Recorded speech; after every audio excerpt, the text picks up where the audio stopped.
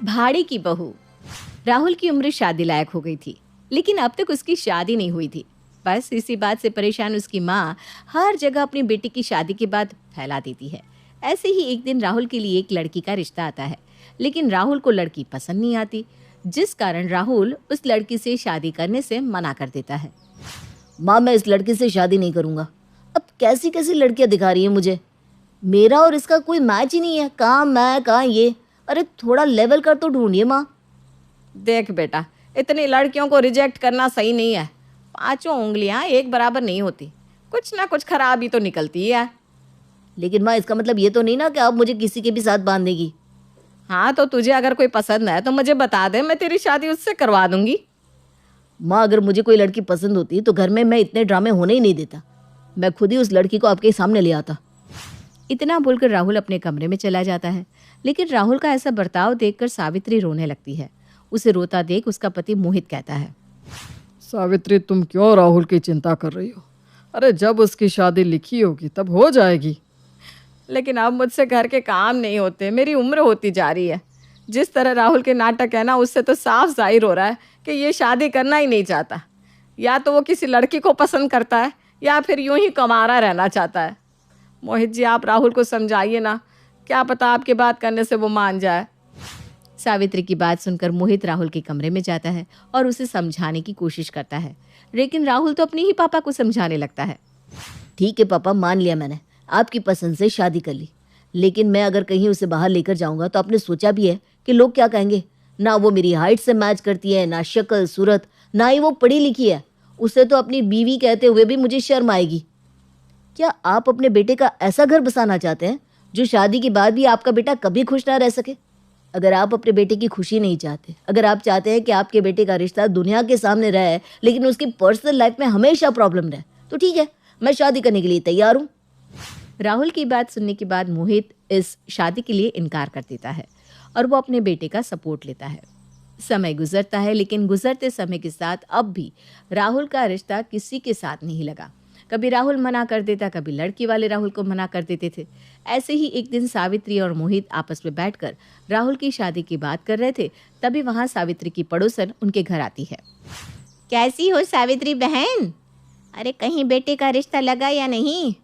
अरे कहाँ भाई, अब तो ऐसा लग रहा है कि मेरे बेटे के लिए लड़की ही नहीं बनी, तभी तो मेरे बेटे की शादी नहीं हो रही।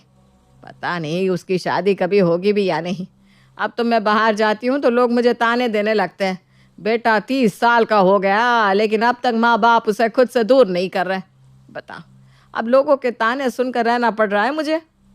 अरे तो तुम लोगों का मुंह बंद करने के लिए अपने लिए भाड़े की बहू क्यों नहीं ले आती? क्या कहा? भाड़े की बहू? क्या मतलब है आपका? अरे मोहित भाई साहब, लोगों का मुंह बंद करने के लिए कुछ ना कुछ तो करना पड़ेगा। आप भले ही 2-4 लोगों का मुंह बंद कर लेंगे, लेकिन पूरी सोसाइटी का नहीं। किस किस का मुंह बंद करेंगे आप? बोलने वाले तो कुछ भी बोलते हैं। वैसे मेरी मानो तो आप लोगों को दिखाने के लिए अपने बेटे की नकली शादी कर दो। इसी बहाने लोगों का मुंह भी बंद हो जाएगा और आपके घर में भाड़े की बहू आ जाएगी। लेकिन आप कहना क्या चाहती हैं, हमें यही समझ में नहीं आ रहा। अरे भाड़े की बहू बनेगा कौन? आखिर कौन है जो यहाँ भाड़ी की बहू बनने के लिए तैयार होगा? सावित्री बहन, आजकल पैसा बड़ी चीज़ है और गांव में बहुत से ऐसे घर हैं जिन्हें पैसों की सख्त ज़रूरत होती है। तुम एक काम करो, मैं तुम्हें एक लड़की का नंबर दे रही हूँ। उसको पैसों की सख्त ज़रूरत है और आपको बहू की। वो पैसों के लिए कुछ दिन के लिए आपकी बहू बन जाएगी और जब उसका समय पूरा होगा तो आप लोगों को बता देना कि तुम्हारी बहू का एक्सीडेंट हो गया, वो नहीं रही अब इस दुनिया में। मोहित और सावित्री को पड़ोसन की बात सही लगती है और वो ठीक ऐसा ही करने की सोचते हैं। शाम को जब राहुल घर आता है तो वो राहुल से इस बारे में बात करते हैं, जिस पर अब राहुल हाँ कर देता है और वो तीनों ठीक वैसा ही करते हैं जैसा उनकी पड़ोसन ने बताया था। लोगों की नज़रों में वो सीता नाम की लड़की को अपने घर बहू बनाकर ले आते हैं। बेटा सीता, ये हमारा घर है, तुझे यहाँ हमारी बहू बनकर रहना होगा। जब तक मैं ना कहूँ तब तक तू इस घर से कहीं मत जाना। और हाँ, ध्यान रहे, तुझे यहाँ बहू बनकर ही रहना है। तुझे कभी किसी के सामने ये नहीं जताना कि हम तुझे भाड़े पर लेकर आए हैं। जी आंटी जी, जैसा आप कहें। सीता, मुझे ना आंटी मत कहो, माँ जी कहो। हाँ माँ जी। जी माँ जी। सीता और सावित्री आपस में बात कर रहे थे, तभी वहां सावित्री की एक सहेली आती है और सीता को देखकर कहती है, अरे सावित्री, तूने हमारे राहुल की शादी कर दी और हमें बताया भी नहीं। अरे वो क्या है ना, शहर में लड़की नहीं मिल रही थी तो मैंने अपनी जेठानी को कहा लड़की ढूंढने को। मेरी जेठानी ने सीता के लिए मुझे बताया और मैंने बिना कोई देरी किए सीता और राहुल की शादी गांव में ही करवा दी। सीता बेटा, ये मेरी सहेली है, जाओ जाकर चाय ले आओ उनके लिए। जी मम्मी जी, मैं अभी लेकर आती हूँ।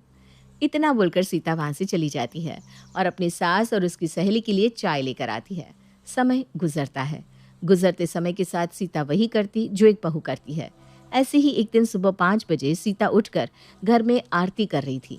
उसकी आरती की आवाज़ सुनकर राहुल, मोहित और सावित्री तीनों ही उठकर मंदिर में जाते हैं, जहाँ वो देखते हैं कि सीता घर के मंदिर में पूजा कर रही है।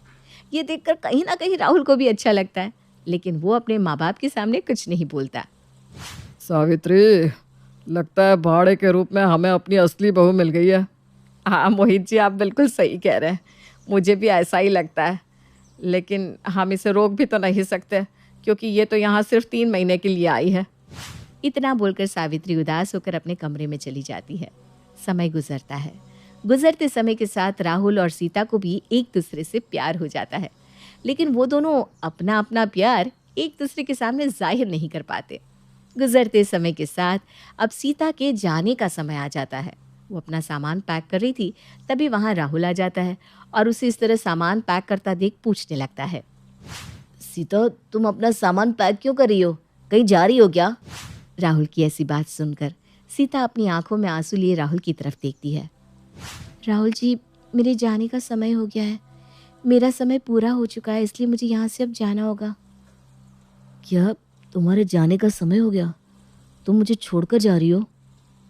राहुल की बात सुनकर सीता बेड पर बैठ जाती है और रोते हुए राहुल से कहती है, राहुल जी, जाना तो मैं भी नहीं चाहती इस घर से, क्योंकि इस घर में मुझे सबसे प्यार हो चुका है।